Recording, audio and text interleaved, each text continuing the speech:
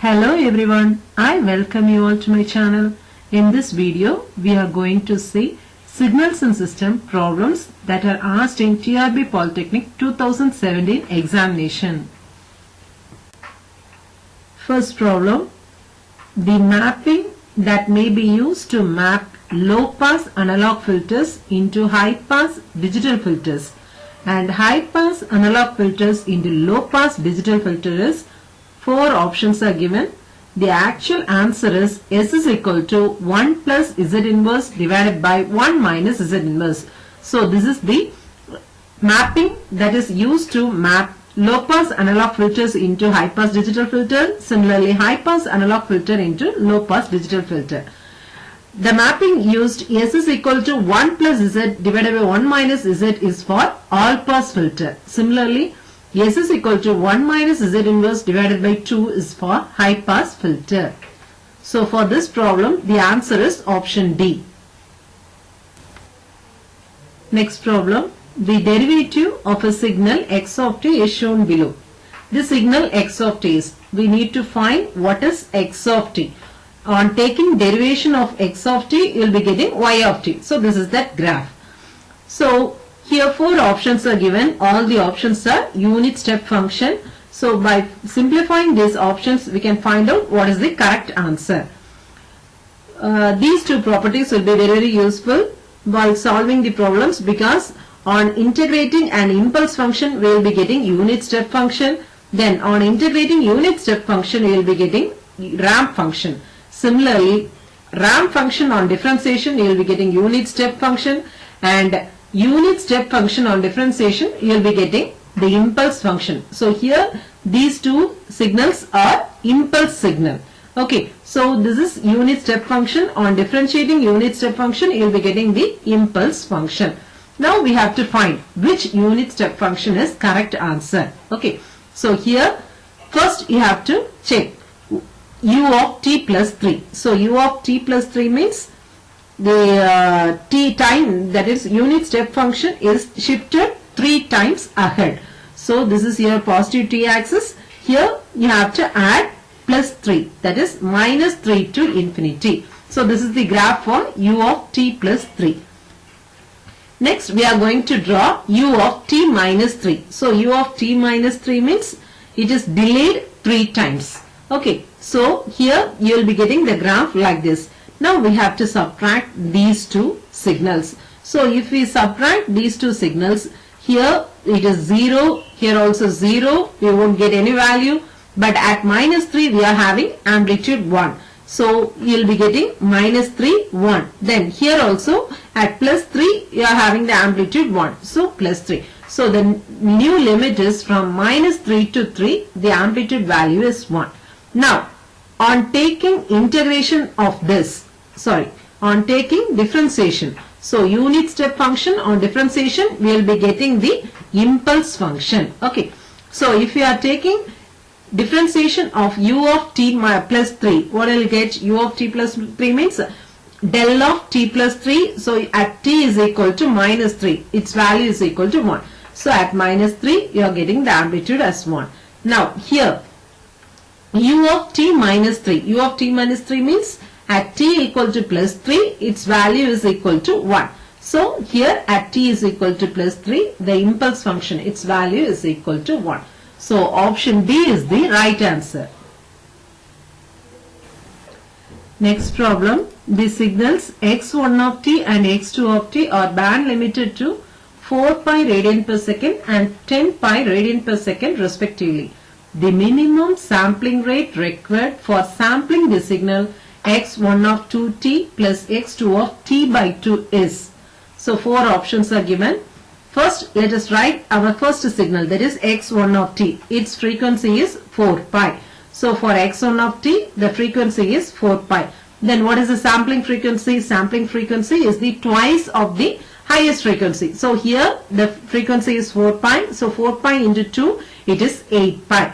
Similarly, x2 of t, the frequency is 10 pi. So 10 pi, its sampling frequency is given by f2 is equal to 10 pi into 2, that is 20 pi. Now x1 of 2t, so 2 times that time value. Therefore, we have to multiply this frequency by 2. So, you will be getting 8 pi. 4 pi into 2 is equal to 8 pi. Now, what is the sampling frequency of this signal? So, for this signal, the sampling frequency is twice of 8 pi. So, that is 16 pi. Similarly, x2 of t by 2. So, here it is divided by 2. Therefore, 10 pi divided by 2, that is equal to 5 pi. Now, what is the sampling frequency of this? 5 pi into 2, that is equal to 10 pi. Now, we have to add both the signals, x1 of 2t plus x2 of t by 2. So, we are having two sampling frequencies. Among that, we have to take the maximum value. So, option A is the correct answer, that is 16 pi radian per second.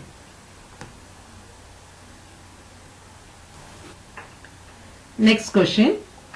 The linear time invariant system h of t equal to e power minus 4t plus e power 4t into u of t is dash and dash.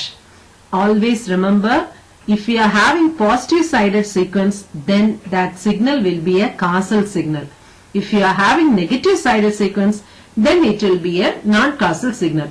So here h of t is a positive sided sequence. Y means here we are having u of t. U of t limit extends from 0 to infinity. So it is a positive side signal. So definitely it will be a causal signal. So here we are having two options, that is option A and option C. Next we have to check the stability. So for checking the stability, the condition is integral minus infinity to infinity modulus of h of t into dt should be a finite value. That is, it should be less than infinity. Then only it is a stable system.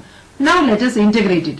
Integral 0 to infinity. Since we are having u of t, we are changing the limit to 0 to infinity. 0 to infinity e power minus 4t plus e power 4t into dt. Now upon integrating this and applying the limit, definitely you will be getting infinity as the answer. Since here we are having e power 4t. So e power 4 into infinity. E power infinity is infinity. Therefore the answer becomes infinity. So it is an unstable system. So option A is the right answer.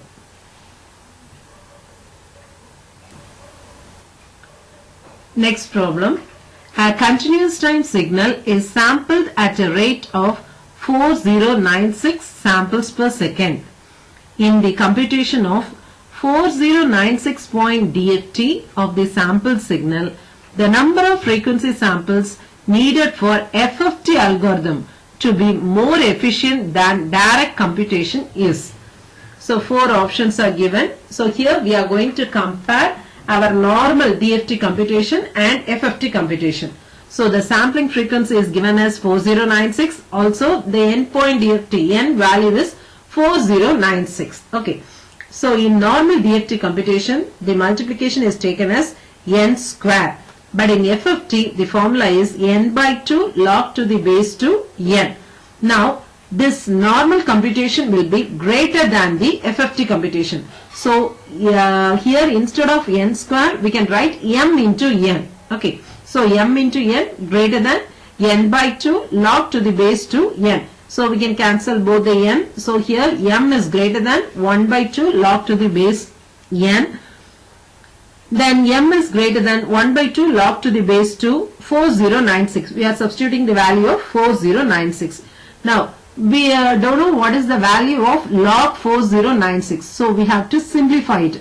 Since it is the base of 2, we have to write 4096 in terms of 2 power something. Okay. So, for that we can do this method. So, by using this method, we can calculate how many 2's are used for finding the 4096. So 2 power x is equal to 4096.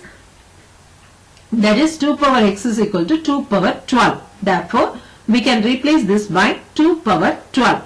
Now, we can move this 12 to the left hand side. That is log m power n is n into log m. So 1 by 2 into 12 into log to the base 2, 2. So this value is equal to 1. Therefore, m is greater than 6. So this is the correct answer. Therefore, the DFT requires 6 more points compared to the FFT. So option B is the right answer. Next question. The impulse response of a second order linear time invariant digital filter characteristics h of z is equal to alpha minus beta z inverse divided by 1 minus alpha z inverse into 1 minus beta z inverse.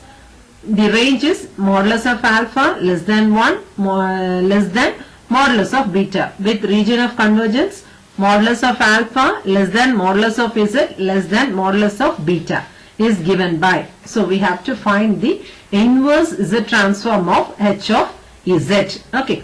So by simple method we can calculate this because the region of convergence is given. Okay. So region of convergence is modulus of z is greater than alpha and it is less than beta.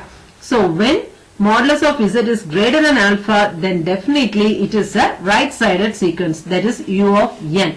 U of n is a right-sided sequence, right? Then modulus of z less than beta. So here modulus of z less than beta. So modulus of z less than beta means then definitely it is a left-sided sequence, that is u of minus n minus 1. So we can write the correct answer is option B. H of n is equal to alpha power n u of n plus beta power n u of minus n minus 1. Next problem. A continuous time signal x of t equal to 2 cos 100 pi t is sampled at a sampling rate of 75 Hz to generate a sequence x of n. The frequency of the sinusoid that yields samples identical to x of n. So we need to calculate the frequency of x of n. So frequency f is equal to fm. Fm is the maximum frequency of our original signal divided by the Nyquist frequency. So 2 pi fm, here in this problem we are having 2 pi fm is equal to 100 pi. So 2 pi fm equal to 100 pi. From this we can calculate what is fm. Then Nyquist frequency fn is equal to twice of our sampling frequency. So 2 into 75, that is equal to 150 Hz. Now we can substitute it here. So you will be getting f is equal to 50 divided by 150, that is equal to 1 by 3. So 1 by this is equal to 1 by 3 is the frequency of x of n. Next problem. Given two finite duration sequences x1 of n and x2 of n that are 0 outside the interval 0 to 99. That means the interval value is 0 to 99. So the number of samples will be 100. These sequences are circularly convolved to generate y of n equal to x1 of n, circular convolution of x2 of n, where n is equal to 100. If x1 of n is non-zero for the range 10 to 39. So for x1 of n 10 to 39 the value is non-zero value. The values of n for which y of n is equal to x1 of n convolution of x2 of n. So this is linear convolution. So we have to find the range which matches for both circular convolution as well as linear convolution. So this is the circular convolution formula. Y of n equal to summation k equal to 0 to 99 x2 of k x1 of n minus k. So here we are shifting x1 of n. So x1 of n sequence range 0 to 99 and from 10 to 39 it has non-zero values. Therefore if you are shifting means you will be shifting after 39 to 99, then again it gets repeated from 0 to 10. This is for circular convolution. But in case of linear convolution, the shifting range from 39 to 99 alone. It will not return to the initial value as in the case of circular convolution. Therefore, the range that matches is 39 to 99. Therefore, option D is the right answer. I hope this video is very useful for you. If you like this video, kindly subscribe my channel and share with your friends. Thank you.